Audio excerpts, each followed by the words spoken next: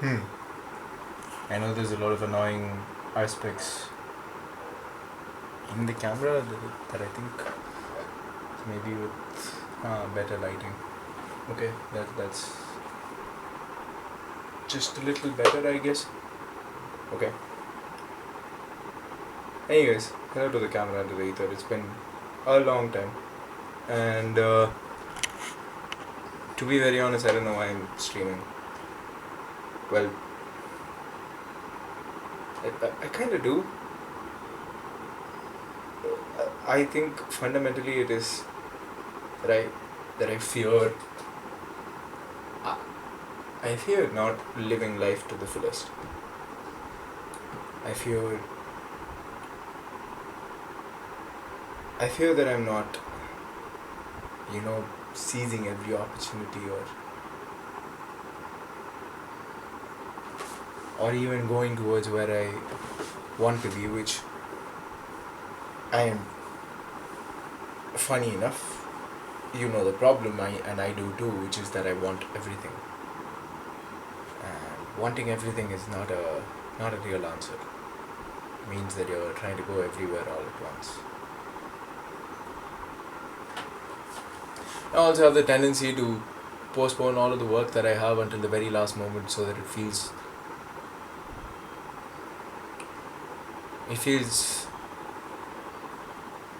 intense, that I need that edge in my life, and that edge is something that I'm addicted to, and perhaps even manufacture to an extent to keep myself sane and interested enough to do things that I may not particularly want to do.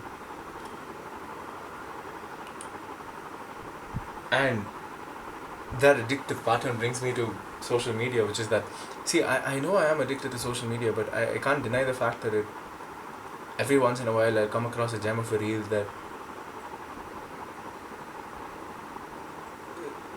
that begs me to introspect. But for the most part, it's a comparison machine that just makes me feel less than at the end of the day, and less than is not a feeling that you should carry home, right? If you carry home the feeling that you're less than all the time, it's not a good feeling to have. It's also not. It's also not the right feeling to have, because you won't really give credit to the fact that you're working. Anyways, that's besides the point that I was trying to make. The point that I was trying to make is that so many of the addictive patterns have kind of consumed my life, and I don't know, though. I guess the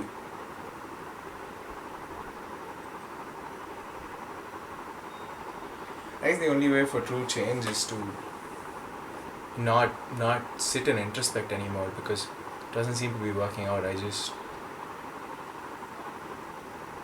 I need to get out of my own head and add some more adventure to my life. Because if I looked at it objectively, when I was in college, I had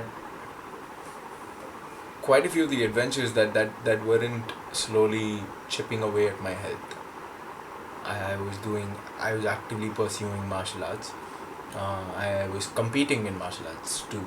I was debating. I was involved in a lot of literary events. Like, I used to go out and do slam poetry. I used to challenge myself in very different, intense ways, and I guess that just kept me engaged.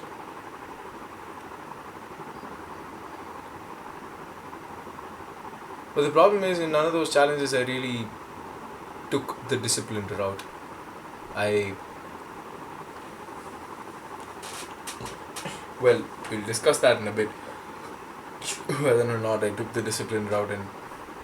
But the point is that during college life, because I had so many of these intense activities that were kind of contributing to my personal growth, I never was really addicted to too many things.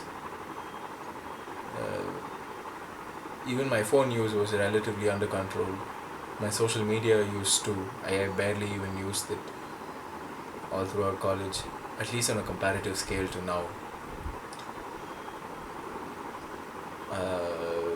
The partying lifestyle, that was a non-existent thing during college. Maybe like once in 6 months, I'd go to a nice party, and even then, I exercise my cautions and limits. Not I'm not saying that I don't do that now, but just the frequency has just gone up because the concept of what is adventure as I grow older just has morphed into this, and I don't want it to be this. I want more adventures than the same cityscapes filled with the smokes and the drinks and the loud music. I I want true adventure. I want something that stimulates my mind and my body and gives something beautiful for the soul to reflect upon. Once again, not to say that the cityscapes don't have that, but too much of that too becomes tedious and repetitive, and after one point you're just there for the chemicals and not for the experience. I think I think I think I've grown to that point with parties there. I'm just there for the chemicals, which is why I kind of like cut myself off entirely like a week ago, and I won't be engaging in any inebriative substances up until December 21st, which is what I've told myself. And it's not even so much removing it, I just need to fill up my time with things that I'm looking forward to, because the days are just falling away, and I feel like I have nothing to show for them. Which brings me back to what I think I'm making this video for, which is that I can mark today. Okay, there is something tangible that has happened today as an effect of my existence. Yes, there's a lot of ego involved, but I think if you aim to kill self-preservation after one point, it just becomes suicide, right?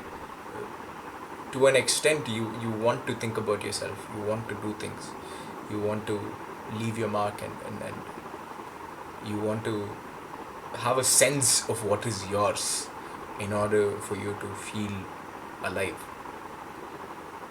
Maybe that's just, once again, maybe that's just my ego talking, but like, I don't know, I want to leave my mark on things, and that requires me. And to an extent, this desire that I have to be relevant, or to be impactful, without this desire, I am not so sure who I am.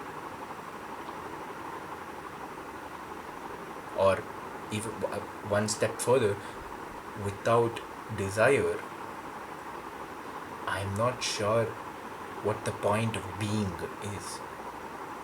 So I think I need to fuel my desire and redirect it rather than deny it altogether. Which is once again paraphrasing the same fact that if you have a very intense personality, you need somewhere to challenge that intensity, or that intensity is going to drop you into a world of addiction, and that addiction is eventually going to burn you. And the solution there isn't to deny your intensity or deny yourself of intensity, because without that intensity, some of us can't exist. It is then to find some. So the solution then becomes to find something that matches that intensity without being as self-destructive.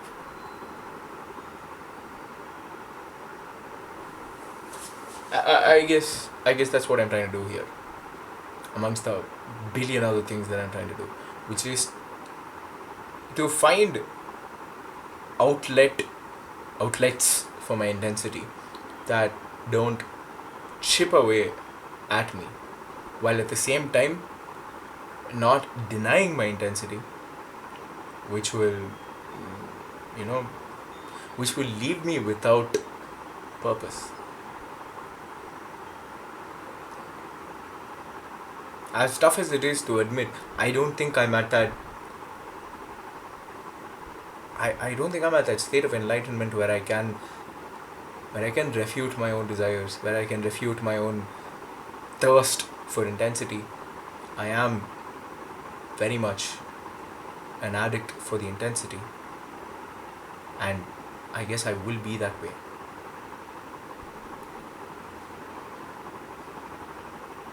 The point now is to redirect that intensity elsewhere rather than seek to extinguish it, because it seems to be the same fire that drives my will to exist.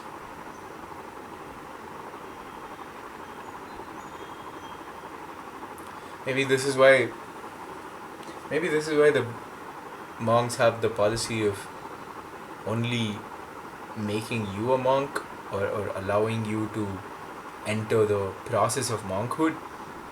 They'll only allow you if you have achieved something in the material world, and truly have something worth giving up. What I'm trying to say is that maybe I need to feed this intensity for a while in order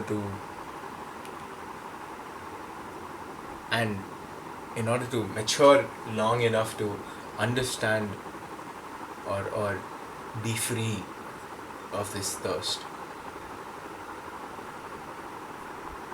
That for a while I should be driven by my desires, or rather, not driven, I should guide them, but I shouldn't deny these desires. Shit, man. A lot of Stoic wisdom is making sense now, which is that, sorry, not Stoic wisdom, but just like, I don't know. I remember reading. Either it's from psychology or from Buddhist spiritualism, but the idea is to not deny one's existence, but to evolve to a point where it just isn't there. And I guess part of that evolutionary process is realizing that you can't get there by just denying your desires. You play with the world long enough to understand that it's all a game, and maybe you get tired of the game and then